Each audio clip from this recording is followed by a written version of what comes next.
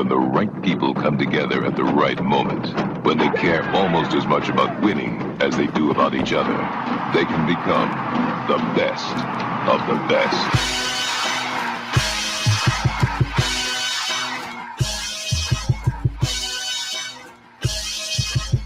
Welcome to the best soccer show, the best soccer show in the whole world. Here we go. It's the best soccer show. Jason Davis, Jared Dubois. We are live on a Sunday night. We are talking about American soccer. People are already joining from various stadiums around the country, Jerry. Yeah, it's a little bit different night tonight. We don't have Nikki Soup and Salad with us tonight, so the phones are off. But for our Patreon members, we have made a link to the actual show back end where they could actually come into the show where we stream it if they want to get in and have a take on the games today. There are so many dangerous things. Oops, that Damn, dog. We're not even there yet. It's like a preemptive interprobes, and I'm not going to drop the J. Rodius thing, but there's so many dangerous elements to saying that you would have backdoor entry to the show tonight. Like, there's just places we want to be careful about right now. They have consent. They have our consent. They have our consent. That's important. They have our consent. Yes. It is a secret door. It's like the side door at the club, like when you know somebody who gets you in. That's what this is, right? That's what we're going with? I mean, I'm afraid we might lose this guy if we don't get him in here pretty quick here. I mean, you want to do this? Well, he's in game. He's at a stadium. Well, I would love to do this. This is by the seat of our pants, and because Nikki Soup and Salad is not here, we don't know how this is going to go. But I'm going to go ahead and add our boy Mike in Philly right now. Here's Michael freaking Arasco Pascal. He's otherwise engaged, Jerry. He's not looking at us. He's not paying attention. Portland sucks, guys. He's gonna you love. guys have the express written consent of Major League Soccer to broadcast this? Are we getting in trouble? Is this like game footage? Yeah, what Mike? Andre Blake's amazing, goalkeeper of the year. All right, I just wanted to do this for like 30 seconds. All right, see you guys. I'll catch up on There the goes. tomorrow. All right, there goes Mike in Philly. We're gonna take him out. I like that he has. Is this okay to broadcast by Major League Soccer? Do we have rights? Express written consent of Major League Soccer. to so that was him live from what's the name of their park now? Subaru Park, I believe, is what it is now. I think it's Subaru. Jerry, it was PPL. It was Talent Energy Stadium. So now it's live Subaru from under Park. the bridge. Live from, by the Commodore Barry Bridge, down under the bridge. How do they not play the Red Hot Chili Peppers song, like Under the Bridge is like something of their, like that needs to be a part of their culture. My guess would be, Jared, that you don't play that song because that song's about doing heroin, and you probably don't want to bring in a doing heroin song to your culture. It's so pretty, though. It's a beautiful, I love that song. I've always said that I'm not a karaoke guy. I do think that my voice has gotten better as I've aged, and I'm more confident about singing. I'm not a singer in public. I'm a singer in my house. My kids, my wife, they know that I like to sing in the house. But I think my range is Under the Bridge. I think that that's my sweet spot. Like a little Anthony Kiedis is my sweet spot.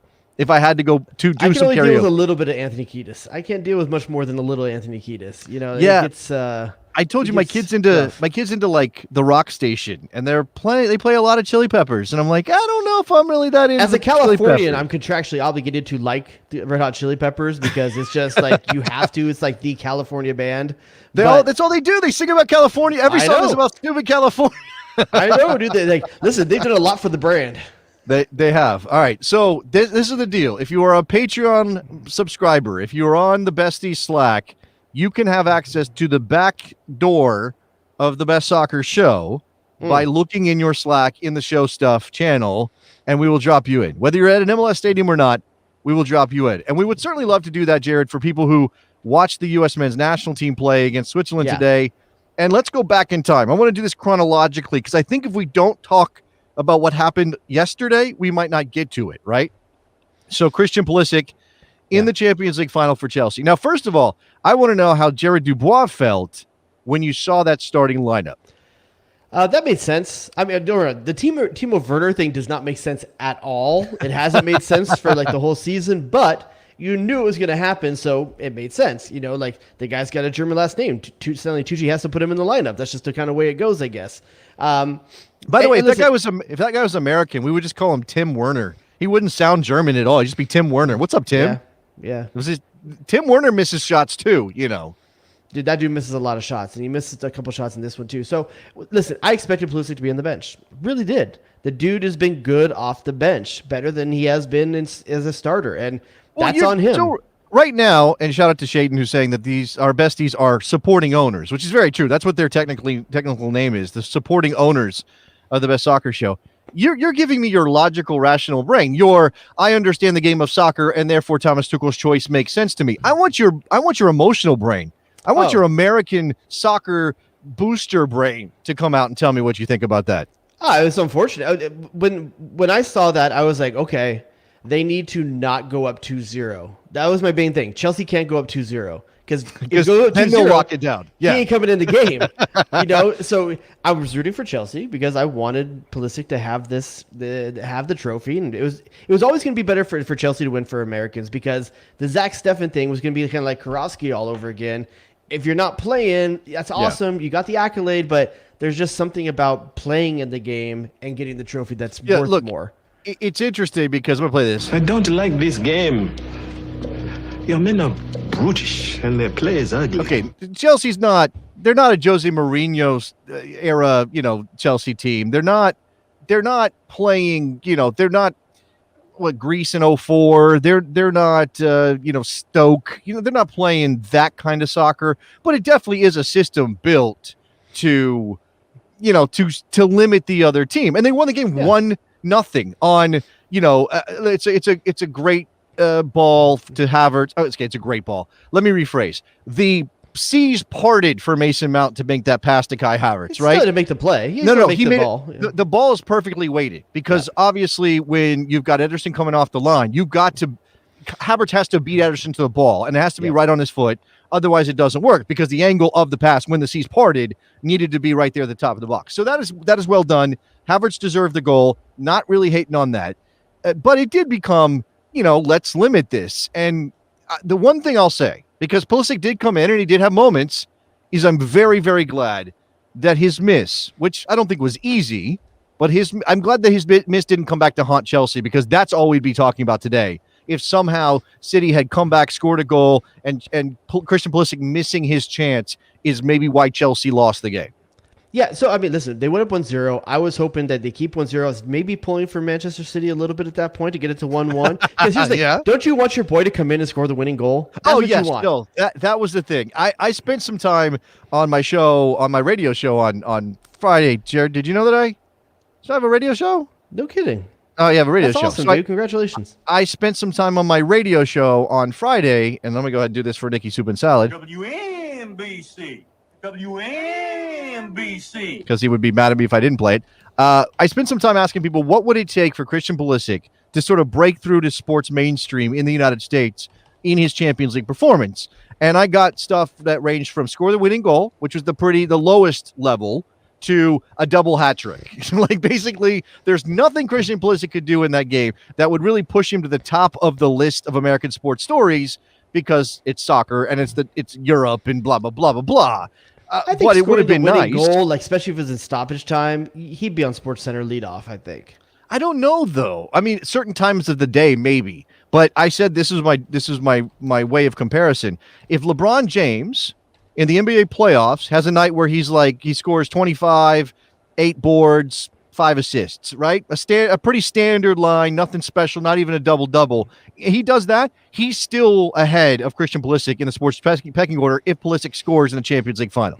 That's my belief. Man, I don't know, dude. I think that the sports media in America is starting to recognize what a big deal this is.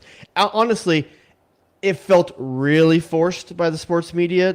Did you feel how much they were shoving the Pulisic storylines down our throat during the broadcast? I felt bad for Peter Drury, because I know that guy, doesn't want to be mentioning Christian Pulisic every single second he can. And I will say that they didn't lean into the Pulisic thing until he came into the game, right? And then it was a lot of Christian Pulisic. And when Peter Drury on the broadcast says, and you can switch over to the star cam. I was like, no, what are we doing here? That's like Beckham Cam all over again. Remember Beckham Cam in 2007? I'm glad there's an American in the Champions League final, but what are we doing here? It's the substitute. Like he's At least they didn't have the camera on him on the bench like they had with Beckham. You could watch him on the bench when he wasn't in the game too. Like it was ridiculous. But listen, we can't have it both ways though. We can't talk about the sports media not recognizing or making Pulisic the top story if he was to score on SportsCenter, and then not recognize the fact that CBS tried really hard to recognize the fact that there was American achieving something,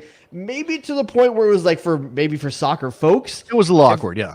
Was that okay? So is that pandering to the casual soccer fan, or is that pandering to the sports fan? It's not for you and me, right? It's for the people who are flipping by on regular CBS, which is where that game was broadcast. It's for the people going, "Oh, what's on TV on a Saturday?" I don't know why I'm Hank Hill. What's on TV on a Saturday? And then there's suddenly there's a soccer game. They're like, oh, soccer. Well, what's happening here? Oh, there's an American. We got an American in the Champions League final? Like that, I think. Damn it, Bobby. Christian Pulisic playing on the TV. I wonder if I'm sure it was for that. Like I'm sure, and that's okay. Like I'm not one of those people who gets upset by stuff like that. I'm gonna take a quick aside, real quick, while we're kind of talking about CBS Sports. Something happened midweek that you and I need to talk about. Actually, it came out the day after our last show last week that CBS Sports has gotten the deuce. Yes, they pulled Clint Dempsey out of retirement. Literally the morning after I made it happen. I talked it into the ether. You spoke it into the world. Now, I'm guessing the contract was signed maybe just a little bit ahead of you saying it on this show. But you definitely deserve. I mean, I'll give you full J Rodius for that. Because you said, I want Deuce on a broadcast. I think Deuce should do a broadcast. And they pulled the man out the woods. He came out and by the way, if you're going to say this, I've seen a couple of people mention this on Twitter, and I think Deuce himself said it. You do not say, I'm going to give you a little bit of a lesson in the lexicon of the southeastern part of the United States, Jared, okay? You don't say he came out of the woods. You say he came out the woods. Do you know what I'm saying? Sure, I'll go with it. I'm just letting you know. Don't say he came. It's like the closet. He came out the closet. Well, I think you come out of the closet if you are doing that. He came out the woods, meaning like he came out the woods. He was in the woods. He came out the woods. And I mean, I'm waiting for this Nations League stuff, but yeah, you did mention they had that. A little taste of it during the Champions League pregame where they had him talking to Pulisic, and I was like, man, if this is the deuce we get for this whole Nations League run, sign him up right now for qualifying. Well, I don't know if CBS has it. I don't think CBS does have the qualifying, do they? The qualifying. They don't have the United States games, but they have everybody. They don't have everything happening outside the U.S. I mean, whoever has it, see if you can lock up Dempsey for those, man, because this is going to be a fun ride. I can tell you already. This is going to be awesome. I think it depends on the qualifier for like away games because the federation away always controls the TV rights. So I would have to check on and see that. There you go. You want to bring this in? Yeah, Steve says Dempsey and the other guys for the first time. This is like NBA type camaraderie. So we're talking about the show with Shaq and all those guys. Yeah, NBA Tonight, or I believe. Yeah, no, it's not NBA. NBA on TNT or something like that, or I can't remember what it is. Okay, somebody's gonna have the name of this. I don't know. Anyway, I think that Deuce being on that podcast with DeMarcus Beasley, Gucci Onyewu, and Mauricio Wilson, who runs a soccer clothing line, but is in a broadcast. I think he was on that podcast as kind of a taste. Like I think he had already emerged. He had already come out the woods, and he was getting ready to come to CBS, and he might as well do a podcast, right? I'm here for it, dude. I'm here for it. I'm hoping that he holds no bar. He doesn't. I hope they don't get him in a suit. I hope they don't get him in a suit. I don't want to see Deuce in a suit. I want to see Deuce like maybe in like a fisherman's hat and just some like fly Jordans. Like he needs to find a way to bust that out. Well, so let's just put a bow on this Christian Pulisic in the Champions League final. It could have been bigger, right? It could have been bigger if he scored. It could have been bigger if he started. It could have been bigger maybe those are the only two real legitimate ways. Obviously sort of dominating the game was probably never going to happen in a Champions League final at that level. But this is a step, right? And we shouldn't I shouldn't get too precious about this and get like, oh, well, we missed out on this opportunity. Like he was a key part of the Chelsea team that won a Champions League. Like that is still that's amazing considering scored in the semifinal. It's a big deal. Should have had a goal in this one, maybe. Like Ederson closed him out well, but I think at the end of the day, we finally have an American that's played in a Champions League final and won. And you could tell how big it was. I don't know if you caught this. I don't know if you saw. Did you see the clip of he and his dad and his mom taking the pictures with the trophy? I did. I saw. Did you Go catch ahead. what his dad did? No, I saw some pictures in passing. So What does his dad do? Pulisic's wearing the U.S. men's national team sweater. And it has a crest Yeah. right in the middle of it. Yeah. Dad, knowing that this picture was going to be big, takes the Champions League medal and puts it over Pulisic's back. So the crest is what you see, not the medal, because the medal is covering the U.S. national team crest. That's way a to brilliant think move. about it. Shout out to Mark Pulisic. Yeah, shout out to him for that. I did see, and maybe this is a straw man thing. I don't want to make it too big of a thing of it, but I did see Grant Wall on Twitter, kind of, and I must have missed some other tweets or something, but he said, like, I can't believe people are criticizing Pulisic for wearing the USA gear on the field during the Champions League celebrations. Like, well, everybody does that. People were draping themselves Draping flags all the time. in flags. Yeah, I mean, you wear you take flags all the time. So yeah, I mean, I think remember that's fine. Beckham having an England flag when the Galaxy won the MLS Cup, he was barely even English at that point. I spent like 2 days a year in England. Oh, he left the team a lot to try to make that England team. that is true. He was trying to rep England at the time. All We right, just so kept running our nose in it. you can keep your thoughts coming on Christian Pulisic in the Champions League final. And if anybody, any of the besties want to jump through the back door and get in with that, we're happy Be to listen gentle. to it. Obviously, like, we moved on from that, and Pulisic and Zach Steffen otherwise occupied to the game today for the United States, the friendly against Switzerland. Yeah. Do you want to go there right now? Do you want to? Yeah, I think it's worth up? it. I mean, I think that we've got a good amount of content on this. I think that's probably what a lot of people are listening to, just get that, get our take and just see what we thought. Obviously, a different lineup than what maybe some folks wanted to see. Biggest surprise that maybe not a surprise, but unfortunate thing is that Tyler Adams couldn't go. We know he's in the camp. We know he's been having back issues. This begs the question: is he going to be available for Nations League? And So- this being Greg being cautious. I have the video for Greg Berhalter. It's a Oh, let question me of what happened tonight. Let me just go ahead and pause that for a second, because we have it queued up actually for an answer about Christian Pulisic's status for the game against Honduras, which I can bring in here a little bit later on. I don't have the time mark, so we would have to kind of skip ahead to see if I can find it.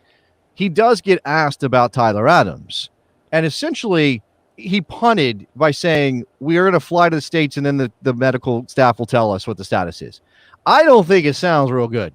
I think it sounds dicey. And we talked about that. Well, let's listen to him talk about Christian Pulisic after the Champions League for a second. Related to if Christian plays or not. I mean, you try to tell Christian that he's not playing on Thursday. I think that's going to be a very difficult one. Coming off of winning the Champions League, coming in the game, making an impact in that game, he's ready to go. And, it would be very hard to keep him out of the lineup. But having said that, pleased with the work of the guys. I think they did. Okay, so there was another part of that question that was about the effort of the team before that. So two-parter, he talked about Christian Pulisic. Again, at one point, and I'm not even going to bother trying to find it because it's not even worth it, he's asked about Tyler Adams. He says, we're going to fly to the States and we're going to have the medical staff tell us what's going on, but we don't have any other information right now.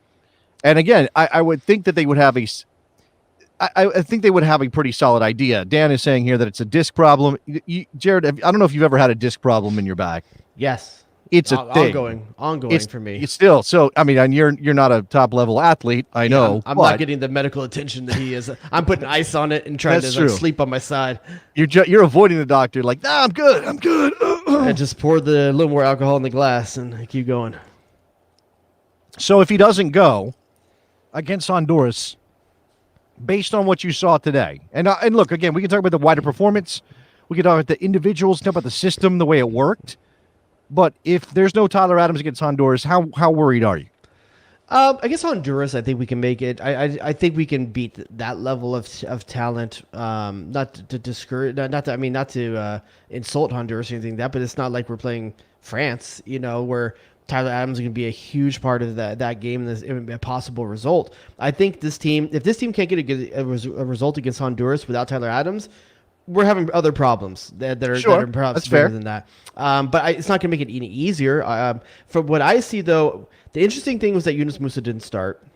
By having Leggett, McKennie, and Ewell in that midfield, I think you'll end up seeing Yule again. I think he did well enough on the defensive side of the ball that he's going to be the answer for Tyler Adams. I think that's pretty clear. Did you see? So when it comes to Jackson Yule, did you? So we came into this game talking about if Tyler Adams can't go, it's going to be Jackson Yule. He should be the choice. Obviously, Kellen Acosta is also there, and he's an option, and he got his chance. But what we said about Jackson Yule is he's a good deep line passer, but he's not the defensive player that Tyler Adams is. And maybe that's not fair because so let's put Tyler Adams in terms of the amount of ground he covers, the amount of defensive work he does, at least in the U.S. setup. Relative to the U.S. setup, he's a 10. He's a 10, right? He's the best you could ask for in the U.S. setup. Defensively, where would Jackson Yule fall on that scale? If Tyler Adams is a 10, before this game today, where would Jackson Yule fall on that scale? 6. Okay. 6, 5, 6, something like that. He's not the player. As an all-around midfielder that has to play a defensive midfielder role, his passing's not as good. His industry's not as good. Yule's passing is better. Yule's a better natural passer of the ball than Tyler Adams is. You think so? I think Tyler Adams plays the ball long. I think he launches attacks better than Yule does, to be honest with you. Tyler Adams has that bag, that club in his back. He just doesn't always pull it out. I'm sorry, that disc, that floppity thing in his back. Don't say disc about Tyler Adams, man. You gotta be careful. Oh yeah, no, yeah, that's yeah. I should have been more careful. I'm always down to talk disc Dog, that's inappropriate. All right.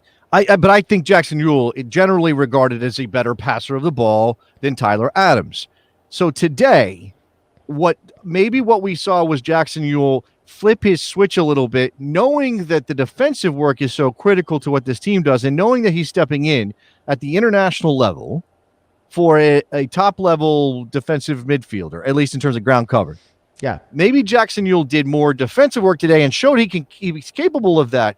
But the passing or the aggressive passing went by the wayside. So maybe he was more conservative today with the ball at his feet, but he was better with the defensive work he did. Is that a way to look at it? That's fine to say. I think that's a perfectly good summation to make about him. I think he's the only true 6 in the roster with Tyler Adams out. With Kellen Acosta, you're playing a guy that's more box to box. Weston McKennie, he can do it, but you also know that he's part of Greg's plan going forward. Sebastian Lletget is the linking player that's going to do a little bit of both. He's the box to box guy in this kind of lineup. I think come Nations League, you're going to see Yule, McKennie, and Musa. As I said, it was odd that we didn't see Musa in this, but what I think what Berhalter wanted to see, if I'm really without Adams, can Sebastian Lletget be an option for me on a rotation? Not to be the guy, but on a rotation in this, and what does it look like in that combination? What we learned is that Sebastian Lletget can play anywhere pretty much for a makeshift position, anywhere in the front 6. Okay. So there's some in the comments here. There's some questions about who could step in if it's not Yule. So here's Wesley saying Musa at the 6 over Yule. We haven't seen Musa at the 6. Go ahead. I honestly think McKennie naturally has played that position in the past. I think he's more defensive minded than Musa. I just think you're losing a lot of your ball control and advancing. I don't think it's just what you lose ahead of the defensive. It's not just what you have ahead of that spot. I also think, here's Kevin, I think McKennie should play the 6 instead of Yule against tougher competition. But this is where I'm at, right? So this is, we'll get Burnman 23. In terms of Weston McKennie, he's more apt to vacate the space in front of the center backs, which I absolutely think is very true. I think Weston McKennie is more likely to go wandering from that spot than anybody else we're talking about in the pool to potentially be the number 6. And Burnman says he's worse in possession, which I think that's probably true as well. You don't really want... He takes more risk, which is not you don't want a guy taking risks right in front of the center backs, because if they lose the ball, you're running at your center backs now. Right. Okay. We saw that today a little bit, right? Obviously, especially in the second half, which is the key here is trying to figure out, especially when the United States is on the front foot and has more of the possession. Now, as you said, we got 2 games that are going to be very different tests for the U.S. in the Nations League. Against Honduras, you're going to set the pace, right? You're going to set the tone of the game. You're going to have the ball. If you do get hit, it's going to be on the counter. So you need somebody who is smart in those positions. Obviously, that's why Adams is so great in that spot. You give a lot of cover to those center backs. You don't have them necessarily. We saw what happened to Tim Ream today. and John Brooks too. By the way, there's Serginho Dest pushed high up the field. We're going to come to Serginho Dest, and we're going to come to the fullbacks. He's pushed high up the field. He gets caught out, and now you have John Brooks defending 1v1, and he got absolutely roasted, right? And you can say, well, John Brooks shouldn't be stepping out, shouldn't be diving in on that moment. But what is he going to do? He's not going to. His pace isn't good enough. His speed isn't good enough to keep up with that player with the ball at his feet. Embolo, I think. So, and I mean, I don't know what's happening behind him. I have to go back and look at that play. There's lots of things. You're trying to slow him down so you can get cover there. Didn't really work out. So if we're talking about all of those pieces interchanging or being connected to one another, if you have stress here, it creates other stress here. You have this player vacating space. Now somebody else has to step into that space to cover for that. I think what you're seeing in a lot of folks in the chat, and I think a lot of folks, you look at Twitter and stuff like that, they're trying to over-engineer to not have Jackson Newell in the lineup. I think that's what is drawing a lot of people back, is like, we're going to put an MLS player at the 6. Here's the thing, though.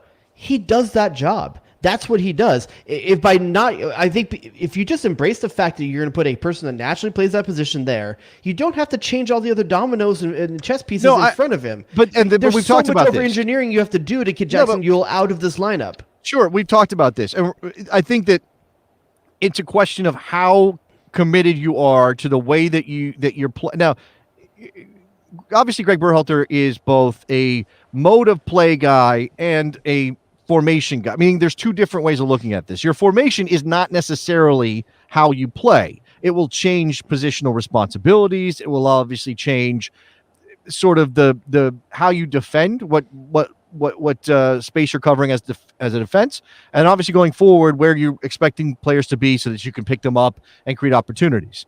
Greg Berhalter is pretty stuck, as far as we can tell, on a lone defensive midfielder, right, Jared? I mean, because there certainly is why don't you just throw in a double pivot? Why don't you if you want Weston McKennie to play in that position, we'll put him next to Jackson Newell. Now you get two players to cover that space, but you have nobody ahead of those players. I think Berhalter will starve before he puts a double pivot in there. Because, listen, he was tasked to change the men's national team. The double pivot is the past with the men's national team. It's suffering through for results. It's grinding out 1-0, 0-0s against really good teams. That's what the U.S. did. And there's guys like me that took pride in that. I really did. I thought that was, but that's who we were. If you look down this roster and you talk about the 13 trophies that were won this year by the players in this pool, you need to come out with something better than a double pivot and showcase some of these players playing the right style of ball. Right, but it's about your line of attack or your line of defending, right? It's like I don't think we're as made of glass as people are made. Like one player, Tyler Adams going out, we have to change our whole formation? Come on, we got to be better than that. I'm not suggesting that. I'm just saying that you definitely have some spots on the field where limited depth or a drop off from the starter to the backup is going to cause a cascading effect throughout the team. And obviously, like, again, it said sort of the line of engagement for the U.S. men's national team with those two forward midfielders in the middle is supposed to be higher up the field, right? They want to press, and they're not going to press for 90 minutes. It's not crazy. It's not Bielsa ball, but they're going to press. They're going to look to create those turnovers, those transitions in the attacking half of the field. I think the pressing is the one thing the U.S. got very well. It did right in the first half, especially. The pressure they put Switzerland under was quite good. I thought that's where you saw an advantage out of Josh Sargent, Brendan Aronson. Brendan Aronson looked like someone did something wrong to his family members. Like, the dude was like all over the back line, chasing down everything. I think it took a toll on him. I think he looked a little bit tired down the stretch in the second half. But you could tell that Berhalter wants to get after teams. He wants to pressure from the front. And this is where that number 6 really starts to get. And that's why you don't move Weston McKennie back in your formation. That's why you don't drop him deeper, right? What I was going to say, you're right. But what I'm going to say is that the reason that Berhalter liked playing that style, because you have Tyler Adams, because we all know what happens. How do you beat a team that presses? You break the front line. You break the front line somehow. If you can break the front line of pressure, then your whole team is running at the other team. If you break that first line of pressure, you guys are in open space in the midfield, and that's where you need Tyler Adams to settle down, stop the run of attack, and slow the ball, push it out wide, and don't let people have the middle of the field. Not having him makes it harder. We saw it with Switzerland. Eventually, they started breaking the first line of pressure. And Jackson Ewell Yeah. isn't quite the same player as Tyler Adams to Tyler- be able Tyler to stop, Adams- to put out those fires. Is a safety blanket. That's what he is, right? He is your comfort. You know, he covers for a lot of mistakes, and that's what I'm saying. So I think you're right. That brings the Dest thing into play as well, because Okay, well, hold on, because you're right in that we shouldn't be so fragile that losing just Tyler Adams makes the whole thing fall apart. Now, I also think that there are levels to that, right? So, and I talked about the two games in the Nations League coming up, a semifinal and a final. Honduras is not a bad team, and they're physical, and they make you work hard, and they can hit you on the counterattack, and they're gonna bunker, and they're gonna make you do all this stuff to score on them.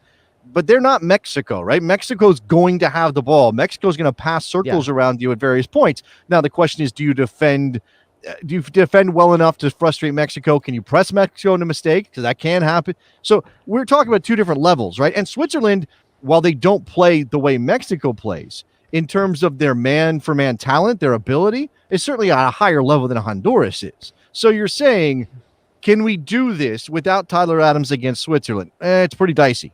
And obviously, Christian Pulisic wasn't on the field, and that maybe changes. Not that Aronson was bad or anything like that, or Reyna for that matter. But there's obviously a difference. There's an extra level of, okay, we got to watch that guy. Maybe he serves as a decoy, as a dummy. He's creating space. The question of whether or not you do it against Switzerland is different than the question of whether or not you can do it against Honduras with Jackson Ewell in that spot. Okay, so I got to pick your poison for you then. Before we're on the midfield, before we move on. All right. Thursday against Honduras. Which of these two midfields are you, Jason Javis, going to go with if you have your choice? Is it going to be Ewell, McKennie, Musa, or McKennie at the 6, Musa, and Leggett?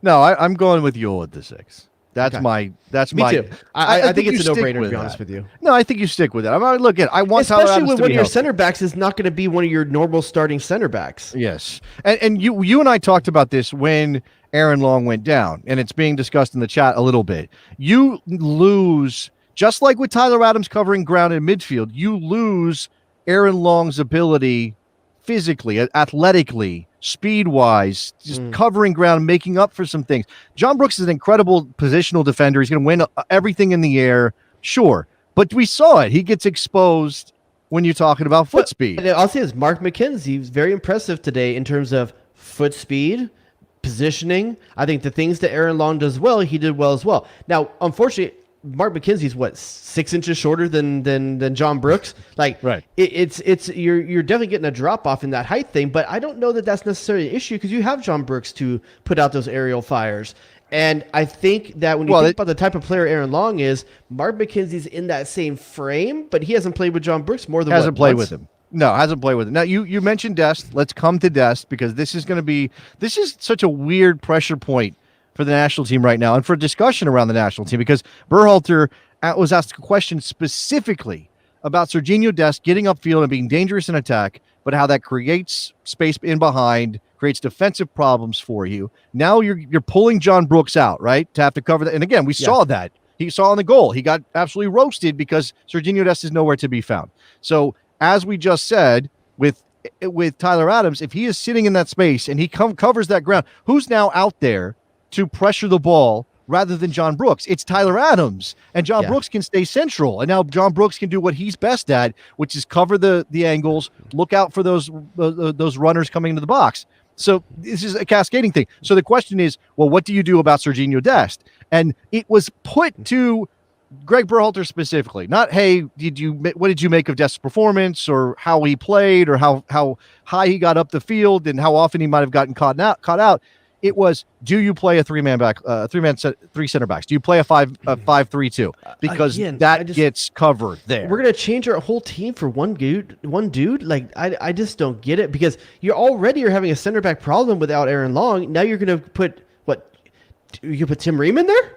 Like that's what. Here's the thing: when you and I talk about a 3-man back line, we're not talking about Tim Ream. When Greg Berhalter's talking about a 3-man back line, there's a part of me that thinks he's taking Tim Ream.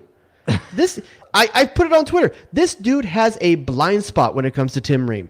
Someone needs to take him aside and have an intervention with Greg Berhalter. How and be like, can you this see ain't the what dude. happened today on the Swiss goal and think, yeah, that's the guy?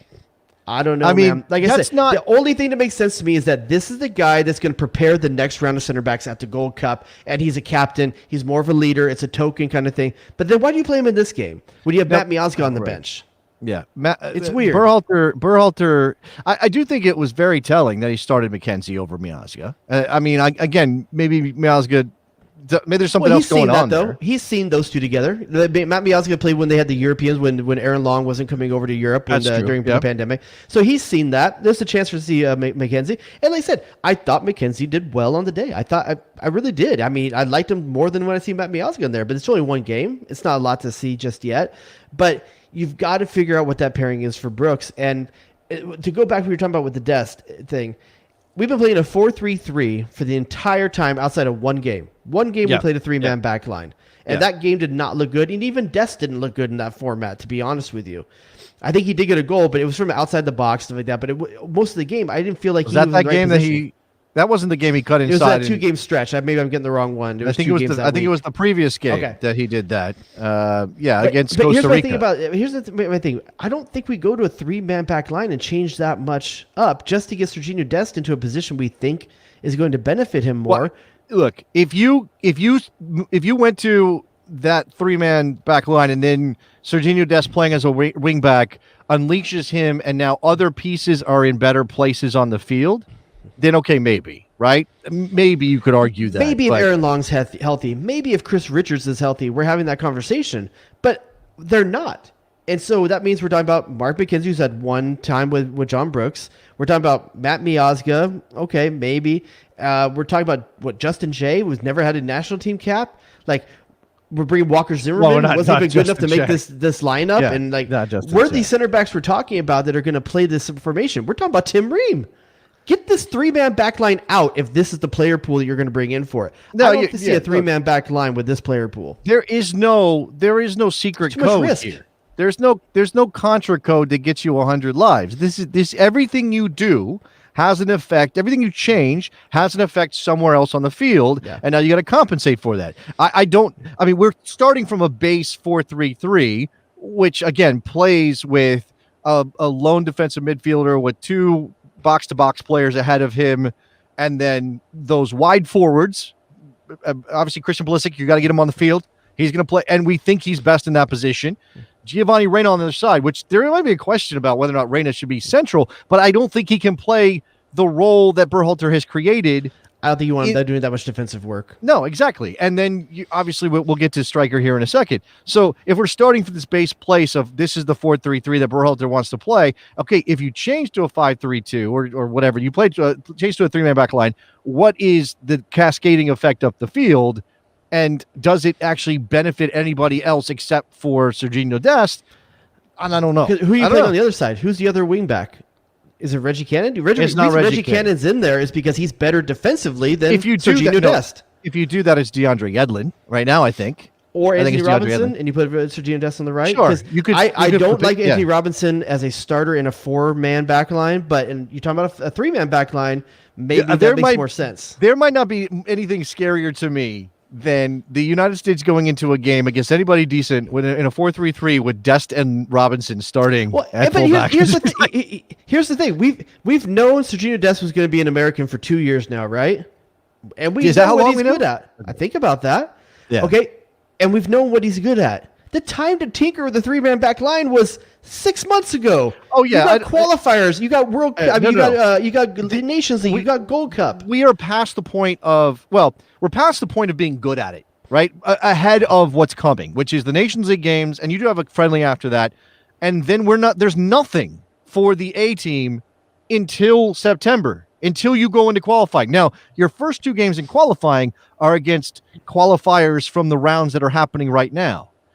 There's some of those teams might not be great, but there are some decent teams in that part of the tournament. Trinidad and Tobago's over there. They certainly got ghosts there. Canada's over there. I got to go look and see who they actually end up playing because it's a playoff thing and feeding into that.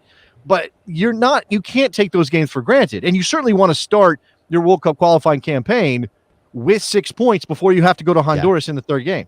So if that's the way that you're thinking about this, it's almost like even if a three-man back line was the best way to play right now, it's too late. You have to dance with who brung you, and who brung you is a 4-3-3 right now. Yeah, right? That's what these guys all play. And it's, once again, I don't see the point of changing the entire formation for one player. And we keep having that conversation in different parts of the field. Like, we want to have broad stroke solutions to finite problems. And that's fine if you're talking about a 2-year plan, but we're not talking about a 2-year plan right now. You're talking about missing Aaron Long, your second best center back, and changing the whole back line that these guys have been playing in. I just think it's too much change, too quick. Maybe you get away with it against Honduras, a team where you're probably going to have more of the ball. Maybe you can get away with there. But you're playing Mexico in the final, you're not playing a 3-man back line. No, I don't think so. All right, so let's forget about that. Let's move higher up the field. Again, we haven't even mentioned the goal. I mean, it kind of came out of chaos. Let's give Sebastian Lletget some love for putting the ball in the back of the net, because he did. And you thought the United States, with that early tally, would maybe play from a position of strength. There were a couple of moments. Ethan Horvath deserves some love too, because I think he played fairly strong back there. Yeah. And you got to give the guy credit too, because he has to be rusty as hell, Jared. I mean, he's barely moved in 6 months. Can Jonathan Bond get a green card or naturalize somehow? Actually, I do think that Ethan Horvath played the final game of the Belgian championship playoff round, or whatever they call it, the playoff, the round of matches between the teams that are aiming for the championship. Kevin's got our solution. Could Daryl Dike play center back? He's good in the air. You've seen it on Barnsley all season. Yeah. Let's talk about striker then, because Josh Sargent got the start. I've kind of defended him in the sense that he plays at a high level, and I mean he plays at a good level in the Bundesliga, and I thought, you got to give him a chance. But he just doesn't. He doesn't have he doesn't have that thing, right? Like, he doesn't have the I'm gonna effing score a goal today thing, right? He doesn't have a natural striker's danger that at any moment he can punish a team at any moment if they let off on him. That's the thing he doesn't do well. What he does well is like everything else, and that's unfortunate that the one thing he doesn't do well is the one thing that you want a striker to do. He defends from the front with industry. He's really good at it. He laid off some really good balls with his back to goal today too. I mean, he got into good positions. He's just not clinical, and I don't know that he can make his own shot. That's one of the things that worries me. And obviously there is some development that can happen here. So I don't want to generalize too much. But in Josh Sargent, you have a little bit of an older player with some experience at a high level in the Bundesliga who does everything but scoring well. Great team guy. Great team guy on the field. The other option that people are clamoring for, Daryl Dike, is sort of the opposite. Younger guy, limited professional experience, kind of doesn't do all that other stuff all that well yet, but is absolutely killer in front of goal when he gets the opportunity. Like, he gets the ball at his feet and he's got half a yard of space on the defender. Always he's looking to goal. Always looking to get himself off. So do you want to trade off the industry of 90 minutes or 75 minutes or whatever from Josh Sargent, where other players, and you do have danger from midfield and Weston McKennie, you got Christian Pulisic, if he can help find those players, it makes you better as a team, for Daryl Dike, who maybe doesn't set those players up quite as well, but might get his goal. It depends how does Berhalter see his offense and his goals? Where does he see him coming from? I don't know the answer to that question. Are we going to get enough goals from Christian Pulisic and Gio Reyna that Sargent's setting them up and the danger point is them? Well, that's the thing. In the modern game, your striker, I mean, and there's really nobody playing a tandem striker system anymore. Yeah. You can kind of use your striker, and this is where the false nine comes from too, as a guy who doesn't necessarily go and score the goals. He brings other players in, right? He drops deeper, or he's playing back to goal. He's laying balls off, as you described. But those other players have to score. And then it has to be visible and obvious that the work that Josh Sargent does, and also in the modern game, pressing from the front, being the first defender. That's part of this too. He's fantastic at. Okay. So I think my gut says that Berhalter is going to value that. Now, again, he in his comments was asked about Josh Sargent specifically and said, we want our strikers to score, but I thought Josh did everything else well. Do you? That's what he said. Because there's a guy named Dike that wasn't suited up, but in town. I don't know. And I didn't see anything from Sibachu that made me think that he's an answer right now either. I think he's had 2 chances now and haven't seen that much. By the way, He's still learning the team though. I want to address this from Jackie. Sargent is less than a year older than DK, not a huge difference. I'm talking about experience. I'm talking about being a professional. Josh Sargent's been a professional. DK was in since he was college 18. a year and a half ago. That's right. That's what I mean. And again, it's not a ton of time, but you think about the number of games that Daryl DK has played versus the number of games Josh Sargent played, particularly at a very high level. DK's played a handful of matches in MLS and half a championship season. Yeah. Josh Sargent has 3 years of Bundesliga experience. Just saying. Yeah, there's a way difference in terms of their resume and their pedigree at this point. And listen, and you see it in a lot of the refinement that Josh Sargent does have. He understands the game very well. He really knows what his role is. He knows how he needs to contribute. He has a poacher's state of mind, and that's unfortunate when you're playing striker. It's just weird. I agree with you. I think he's the starter because he's going to give the team the right formation and shape that Greg Berhalter wants his team to play in. But Daryl DK is going to be the change of pace player with the 30 minutes to go. Look, and none of this is to say that Daryl DK can't rapidly acclimate and become the right guy soon. Maybe Daryl DK goes to the Gold Cup, and even if he's playing with different guys, starts to understand the system and his work off the ball and everything else that Berhalter needs from him. And now he's the guy for September. And by the way, you're going to need more than one guy, right? This is not one person's job. It's a question of, and we'll just go ahead and use our crutch here. If you were playing at the Azteca tomorrow with qualifying points on the line, who are you starting? Right? Yeah. That's kind of where we're at. But that could be Daryl DK in 6 months. It very easily could be. And listen, we're just cursed with always thinking strikers should score goals, and if you get 1-0 and the goal comes from Pulisic and Sargent was a big part of the game, was it the wrong call? No. But I don't see that poacher fire, and I don't know last time I saw that with maybe Charlie Davies, the last American I saw that with, because even when you talk about Dempsey or Donovan, they're not classic strikers like up top, and even Charlie Davies wasn't there like that. Brian Bride, maybe the last true number 9 that we had that could get his own shot. I think Josie in his early years did okay. Oh, I apologize, Josie. Absolutely, I don't know why I was blanking on Josie. Josie definitely. No, Josie's obviously look, and the thing is that this is the transition. Now we've got wing forwards coming through. We got central midfielders coming through, particularly guys that are industrious, work hard, defensive.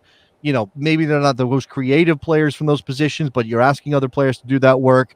We have a couple of center backs, maybe not enough, certainly not enough to play a 3-man back line, but we got a couple of center backs on the rise. Maybe they're not ready, which is the concerning thing. Obviously, we got fullbacks kind of coming out of everywhere at this point, which is wild. Didn't expect that to happen. But the striker position, the transitional period for the striker position continues. And we thought it would be Sargent. And it's not that he's not good. It's just that he's not dangerous the way that we want our striker to be. Even Josie at 19. You think about him scoring against Spain in the Confederations Cup. And young strikers can obviously do this job. It's just kind of, we're not there. We're not there yet. We're missing somebody. I don't know. By the way, have we just assumed Akinola's going to play for Canada now? We don't talk about him anymore. Well, you think he gets a Gold Cup call up? It's possible. I don't know. Because Canada's in that kind of tournament too, right? So it's weird because you know what's going on with Josie, right? Yeah, Josie's basically, it sounds like he's out the door in Toronto. Sounds like he's out the door. Had some sort of disagreement with Armis. Was pissed he got pulled for Akinola. I don't think it's about Akinola. I think it's about Josie and Armis in the relationship. But when you have Ayo Akinola coming in for Josie Altidore and Altidore being pissed, it kind of doesn't set up well for Akinola to be part of the U.S. men's national team setup, even if Josie's not there anymore. Yeah. And it certainly doesn't feel like Josie's there anymore, right? I don't think he's emotionally there for Toronto at this point. I think he's thinking about what his next thing is. No, for the national. I'm talking about the national. For the national team. I'm saying. So how far down the list do you need to go before you get to Josie? This is just for me. Honestly, if he was healthy, he wouldn't be that far down. I just don't know if he can get a run of games together. Like, it seems like he's constantly having something that's holding him back physically, which is unfortunate because I think he still has the ability to use that body as a hold-up player, even at the international level. If you were going into a big game, you consider it. But I just don't know that all the other pieces are there for him, and if you can count on I'll him tell you this though. for 3 months at a time. I tell you this though. I feel like Josie Altidore at this point in his career, both for club, and I think he scores. He's got 1 or 2 this year. One. I can tell you. He kind of feels like that Josh Sargent player. Now he's not going to press the way that Josh does because he doesn't have the wheels. Obviously, his hold-up play is excellent. And he's a good passer of the ball still. I think that's probably true. But he's not going to go score a bunch of goals anymore for anybody. That's just not who Josie is now. Yeah, so, that's not who Sargent is either. No, that's what I'm to saying. Use these players, right? I'm saying that has kind of changed. The makeup of Josie Altidore has changed to the point where by you the can't way, even say. right now in MLS, how far down the list of goal scorers do you have to go before you hit an American? Oh man, let me think about who that American might be. It might be Wando. He might have 3 or 4. There's an American with 4. And there's 2 Americans at 4. That's 2 the Americans highest at 4. right now. Which 2? And Wando is not one of them. Wando is not one of them. 2 Americans. 2 Americans. Now I just have to go through the mental Rolodex, like the whole thing. Sebastian Leget's got a couple, but I don't know if he's got 4. Not 4. Okay, let's see. I'm thinking about Joski's only got like Think 1. Young. Think Young. It's in the chat. Caden Clark's got 4. Clayton Clark's got 4, and then there's Rubio one other Rabin. one. Rubio Rabin. Yeah, Rubio Kevin Rabin is in the the chat. I checked it out, but yeah, that's interesting. That's so, interesting. It's interesting. Caden Clark not going to solve our number 9 problem. No, he's not. He's more of a Brendan Aronson. He's going to be exactly, he's going to be more of that style, which is great that we're making those types of players. But unfortunately for Caden Clark, he now has Christian Pulisic. Isn't that weird? And like, isn't it weird? Like so you have to say Landon Donovan was never a Brendan Aronson type player. Like he's a front running player, even if he's more of a Pulisic style though. Yeah, sure, but he wasn't beating players 1v1. He wasn't beating players on the dribble. That wasn't Landon Donovan. I would say that now. Dempsey was. He's more Gio Reyna. I would say Landon Donovan is more similar to Gio Reyna. Okay, and obviously Dempsey was more of like a Pulisic type of player. Yeah. Right. But, and those players notwithstanding, and I guess they do count, but at various points they did play forward, particularly because we played 2 forwards quite a bit. Yeah. It feels like the development of the American player is starting to move backwards in the formation, and that striker position kind of is left. I mean, I don't know. I mean, it's a tough one. You would think that with the athleticism that the Americans have and the stature that we have, we'd be able to create that body. But isn't it this thing? And this is why Josh Sargent going to Germany was intriguing at the time. Isn't it this thing where MLS teams over the last 10 years have really spent most of their DP dollars on strikers, and therefore there are limited minutes for American strikers? So why even bother? Like I'm thinking Ricardo Pepi is on his way up in Dallas. Who else is a decent prospect at that position? Forward American. Yeah, I think there's DC's got a couple Jordan of kids Morris. who haven't quite got there yet. Jordan Morris, but Jordan Morris isn't. He's not a 9. I guess a classic he could. 9. He could play 9. Yeah, he plays at Seattle sometimes plays in a 2-man front line when he's in there. Sometimes they do that. We have not. He came on not as the 9, but as one of the wide forwards. We haven't talked about Tim Weah. What do you make of Tim Weah right now? I didn't think he had enough minutes, but I think he's definitely a player that's going to be on the roster for World Cup qualifiers. I think that he's a more natural. When I think about the pecking order at that front 3, you have Pulisic and Reyna starting, and then you have Bredinson as the natural to back up to Pulisic, and I think you have Tim Weah as the natural backup to Gio Reyna. Not that they play the same way, but Reyna's constantly played on the right, and I think that's where Tim Weah feels most comfortable. I do think that Tim Weah could definitely play in a 2-man striker setup, though. I think he could probably play up there by himself. It would be a very different way of playing for sure. I mean, who's the back? Is DK the back shoulder option? Like, is that the guy? I think so. Okay. I mean, if you want to test that out, obviously DK can do it. Then yeah. I mean, he's got the physicality too to go win balls in the air. We know that. Oh, for sure. So yeah, it's what Tim Weah is not going to do.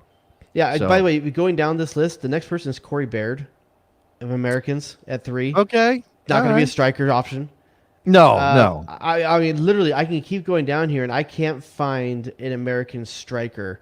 I mean, Brian Smith is on this list. Well, but even then, the game has changed. The game has changed a lot. Here's the next striker, American striker. And hold on, I got to make sure he's American.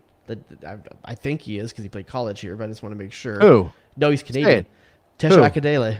Oh, Akindele is he's American Canadian. He might be dual. Yeah, But he he's played chose for to play Canada, right? Yeah. He chose to play for Canada. So yeah. that's the best American striker goal scorer in MLS right now is Tesho Akindele. Yeah, I mean, I do think Sebastian Soto's name came up in the chat too. There are some young American I was talking players. about MLS right now, though. No, I know you are, but I'm just saying in general, since we're talking about the American striker pool, in period, that group has not matured the same way that the wide forward, that the central midfield group has. Right? Even center backs. Again, we may not have quite enough mature, experienced center backs to play in a multiple way. Here's the actual leading American striker in MLS right now with 2 goals. Chris Wondolowski. Oh, K-Cal. Okay. K-Cal's a striker for sure. Yes. Yeah, he's a striker. Yeah. Wondolowski also has 2. You're correct. So y'all ready to get Wondolowski to start starting some World Cup qualifiers? Well, look, obviously, no, I'm not. I don't think so. But I will say, there's no American striker who's ever been more goal dangerous than Chris Wondolowski. He just doesn't make. He doesn't score. Level. Yeah, at the club level, he just doesn't go find his own shot. We're talking about getting on the end of stuff, right? I mean, but I would settle for that at the national team level. Sure, I honestly would. Leggett is probably the best poacher the U.S. has. You did miss somebody. You missed Mason Toy, who's only scored bangers this year, as far as I can tell, and he is in Montreal at this point. So, but he's also been he's drifted in and out. At 3, you're right. I glossed over him. So what we're saying is Rubio, Rubin, and Mason Toy should get called up immediately. What we're saying, right? No, listen, Gold Cup, sure. I'll see what they. Well, one of these guys. Hold on, Giassi Zard is the guy that we should be talking about, but guess what? He doesn't have any goals. I thought he scored 1. No, I meant enough to be in the conversation. We got down to 2. Yes, we didn't get all the way down to. Well, his team has been crap to this point, so I don't know. But Zardes is going to be in the Gold Cup squad, right? Yeah, you know what? I'm not. Based off last season, come on, he's going to be there. Well, so when we actually put our heads down and start thinking about that Gold Cup team, it's going to be a wild kind of conversation because an interesting one. Yeah, Jeremy Bobasi has been.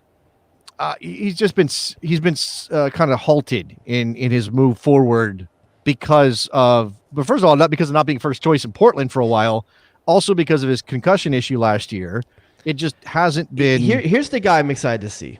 I want to see Matthew Hoppe in the Gold Cup. I want to see DK, Hoppe, and Mueller. I want to see a front 3 of those 3. I don't know. I mean, okay. I really think Hoppe would be good is a 2-man front with DK and Hoppe.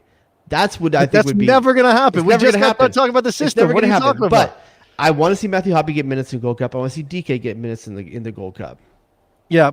We haven't. So the European seasons have ended. Christian Pulisic is a champion of Europe. Congratulations to him. The men's national team played today and lost. They got a game coming up on Thursday. That's obviously all front and center. It should be mentioned, since we've been talking about Josh Sargent, and I'll put this in the chat. We have a couple minutes left. Where should he go? Because he shouldn't be staying at Werder Bremen, and there's already talk about him moving on. And then we'll come to Daryl DK too, because his name is out there. Man, I don't know. Everyone plays a 4-3-3 now, so that's not going to be a problem for him. He's got to go some. Hold on, I'll give you general because Stuttgart's come up. A couple of clubs have come up, but I'll give you a general question. Should he stay in the Bundesliga and play for a bottom half team? I think he's going to have to. I think he's going to have to, because I don't think. I mean, that's the only people that watch a lot of Bundesliga know that Josh Sargent can play. But for people outside, you're going to look at that stat sheet and be like, "Ooh, man!"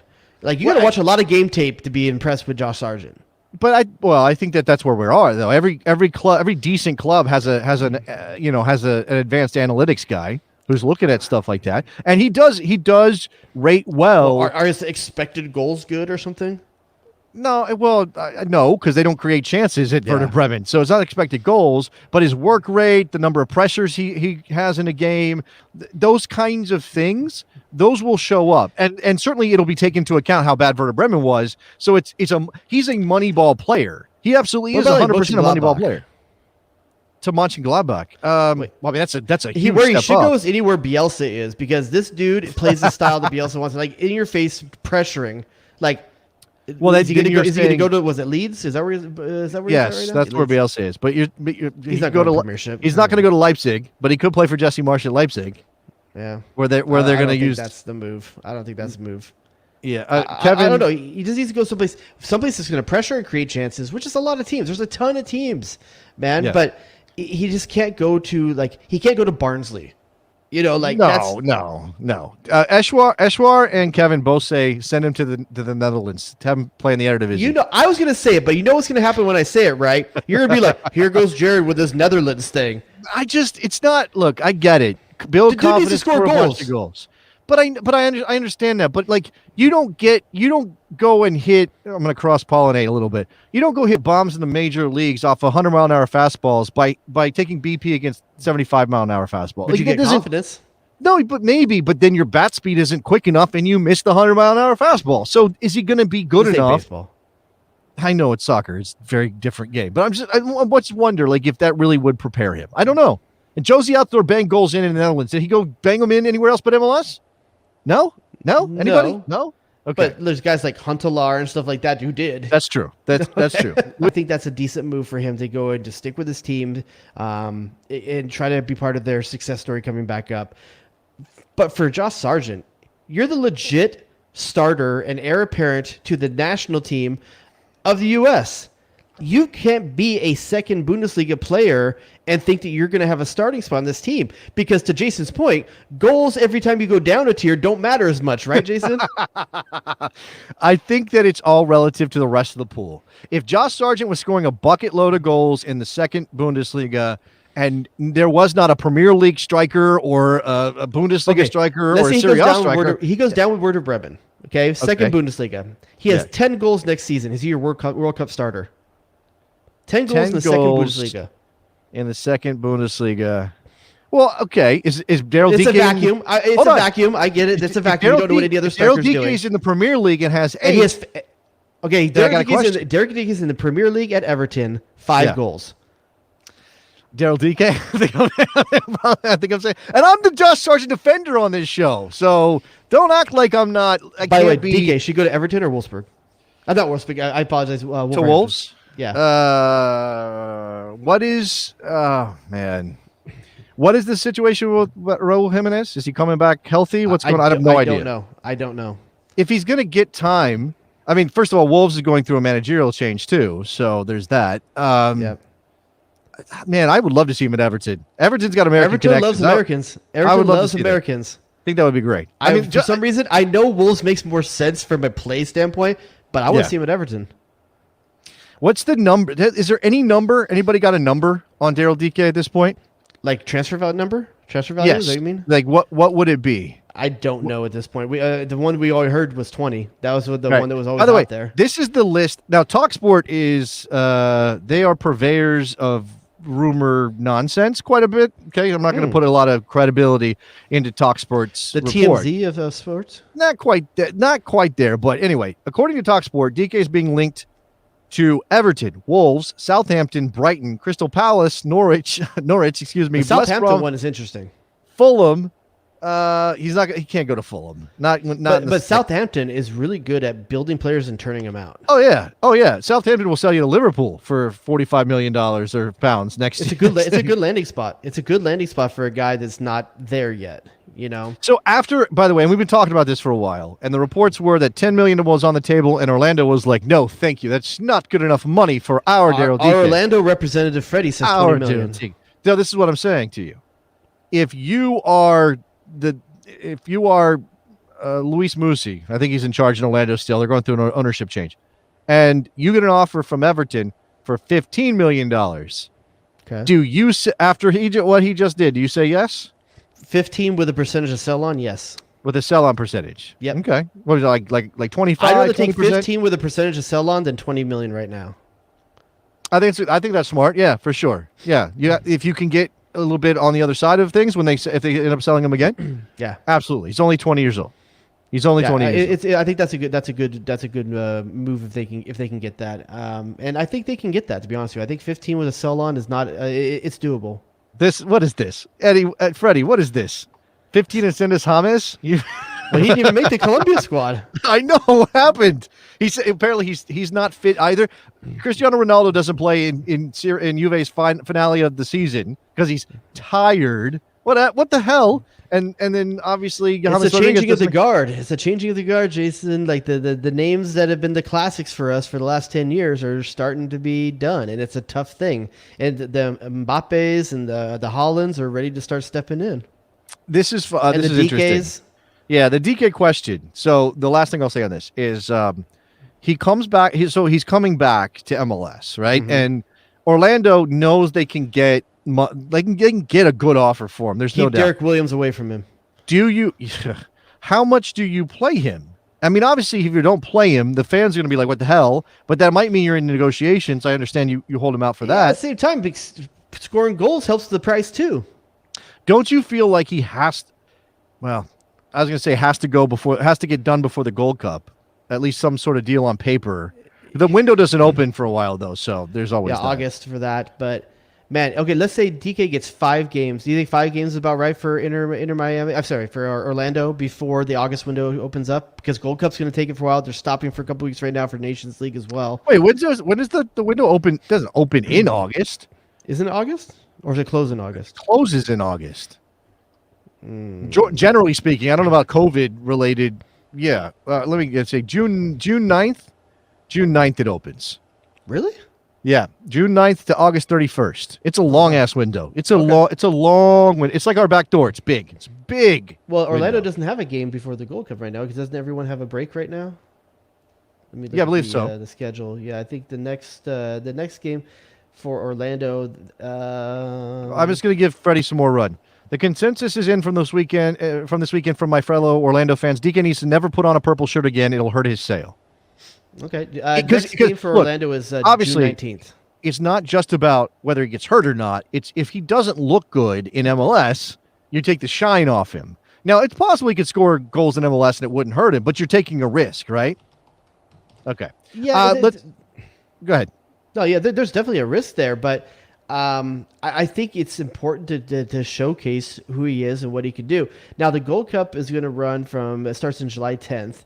Orlando has 3 games, June 19th, June 22nd, June 25th, 3 games in 1 week. Yeah. He's probably going to see a game in there because that's a lot to ask of your players, your other striker core. He's going to see some games in there. Well, assuming like I that he said, doesn't- if there's an offer on the table, he won't. If there's a really good offer on the table, he won't. And as they work things out, and there's that. I guess we'll know Okay. have our answer if he starts or not then. We didn't do a whole lot of MLS. We talked about Josie being on the outs at Toronto. Interesting to see what happens The there. only thing we really got, need to cover is the Inter Miami stuff. yeah, Miami got hammered. I will before we do that because I want to make sure that they get in. And Jeff did this, said this in the chat. We'll give out at least one "Oh Baby" this week for Gianluca Busio. That was absolute magic. I mean, incredible. I almost want Gianluca Busio to get called up to the national team just because I'm not sure we have a dead ball free kick taker that's We that don't. like, close Yeah, to that. so Sebastian Lletget serves the dead balls, but he doesn't have like a shot or anything like No. that. And Kellen Acosta maybe The Busio occasionally. thing's interesting too because he plays a position that we don't have or we're not using right now. It's maybe that Musa position, maybe the McKinney position. Yeah, that's where he would play. you know for sure. he's actually more of a 10 in a more of a 4-man midfield. He is now, but last year they deployed him as like a regista, as a deep line playmaker, a Jackson Ewell kind of defensive midfielder, which that's the 6. That's what Wesley is talking about. I don't think he's as strong defensively as you would like at the international level by any stretch, but he's a little bit Jackson Ewell-ish. Which and what sounds is he weird like to say. 120 pounds? Yeah, he's a Half tiny of that's dude. hair. He's a tiny dude. He's a great guy, though. Smart, super smart kid. Anyway, that's the "Oh Baby" for Gianluca Busio. Give me a minute or two, because we've gone long, on Inter Miami getting hammered. I mean, first of all, do you think it's a serious punishment? Because some people are like, whatever. It's not. For it's nothing. sure I do. Okay. I for sure do. The MLS has more balls than I would have thought they did, to be honest with you. I didn't think that they would go this hard. $2 million is a lot of money in MLS. That's a lot of money, dude. 2.6 mil in TAM or something like that. Is that what it is? Let's see. Reduction allocation money by 2.2 million.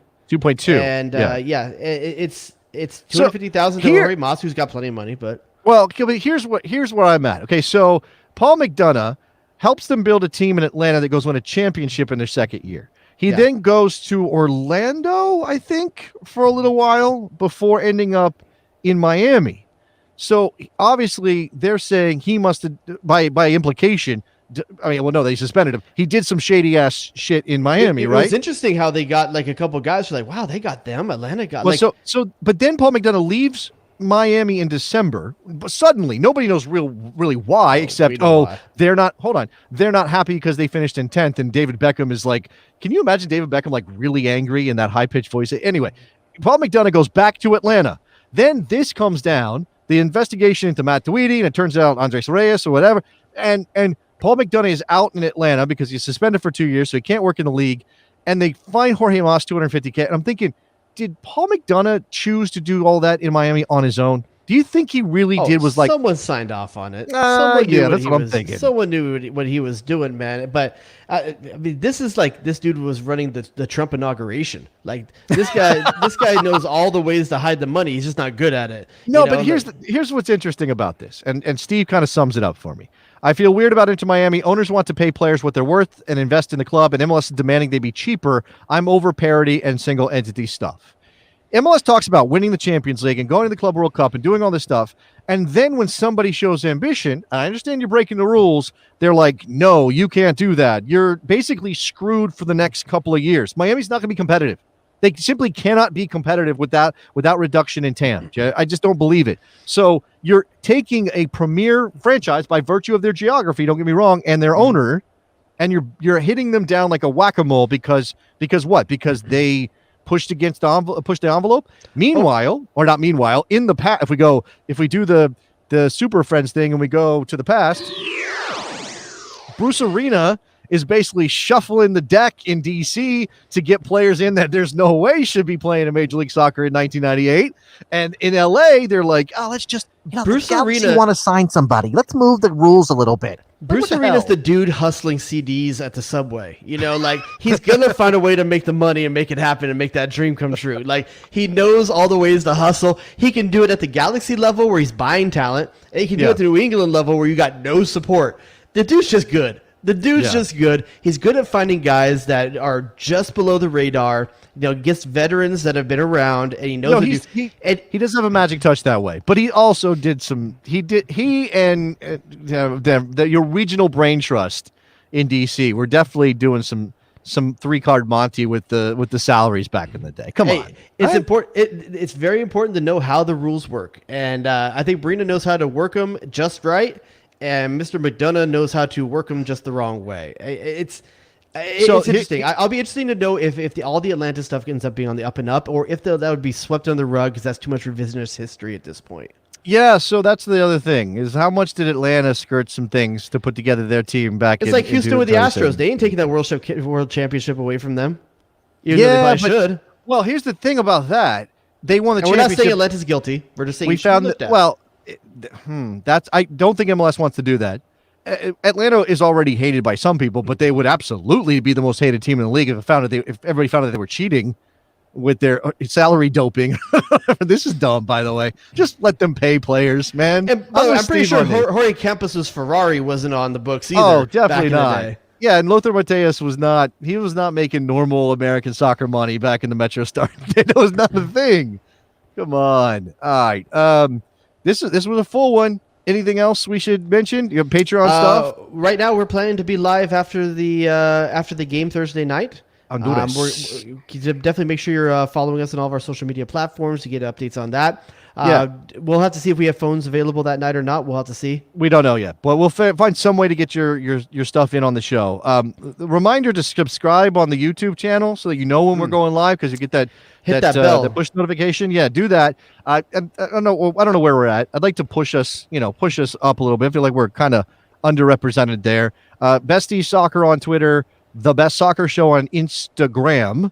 I probably should post the studio tour thing I did to that Instagram account as well, because I just redirect my Rody Rita mix now this summertime again. We need to put that back out there. That was on Patreon. Time to re-up that. I redecorated in the little cubby studio that I have here in my you my got house. a lot of crap, dude. I have some crap. You're gifted so much shit. Like there's so much stuff.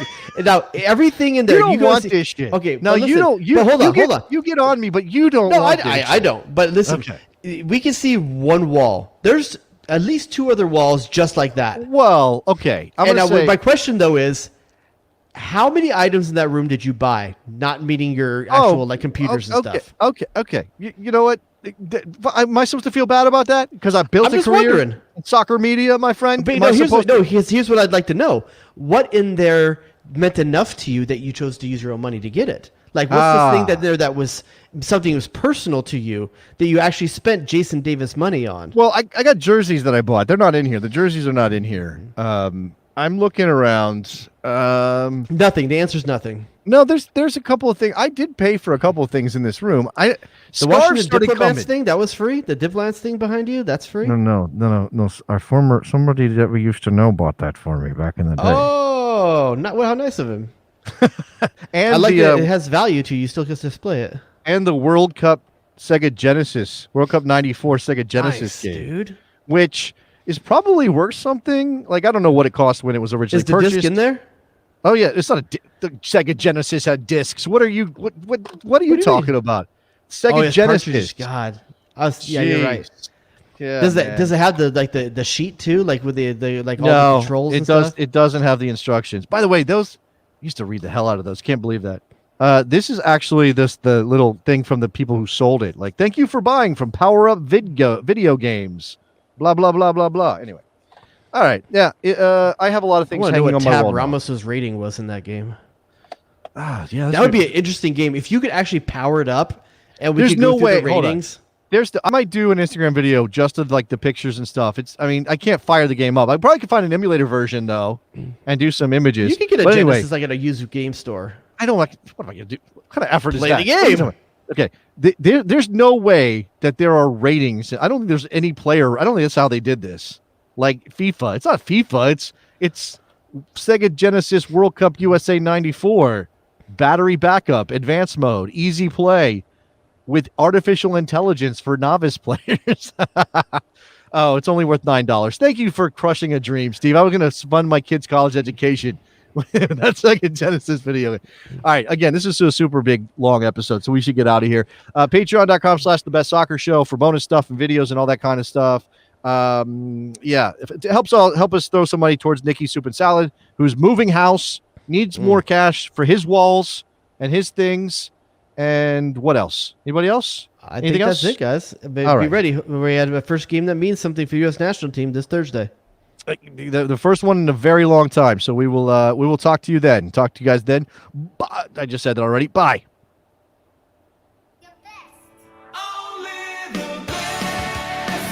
Danger Zone! Michael freaking horoscope the scales! What are we doing? The Sausage King of Chicago. Oh, it's incredible! Damn, dog, that's in a pro. You shut your mouth when you're talking to me. Who asked those questions? Oh,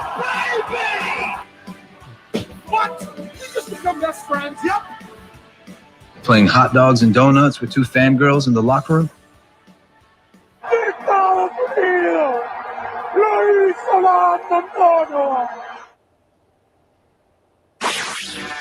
Jay Rodius.